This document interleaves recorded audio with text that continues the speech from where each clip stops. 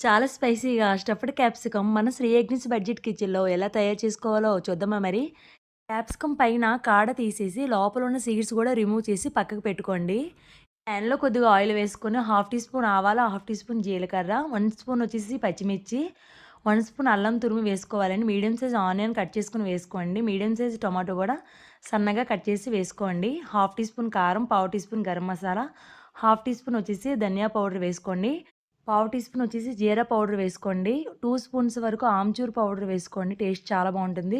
గట్టిగా ఫ్రై చేసుకొని stove off చేసుకొని, మనం ఆల్రెడీ ప్రిపేర్ చేసుకున్న ఈ మసాలాని క్యాప్సికమ్ లోపల స్టఫ్ చేసుకోండి. వేరే ప్యాన్‌లో కొద్దిగా ఆయిల్ వేసుకొని, స్టఫ్ చేసుకున్న క్యాప్సికమ్ పెట్టి, కొద్దిగా వాటర్ వేసుకొని మూత పెట్టి మగ్గించుకోండి.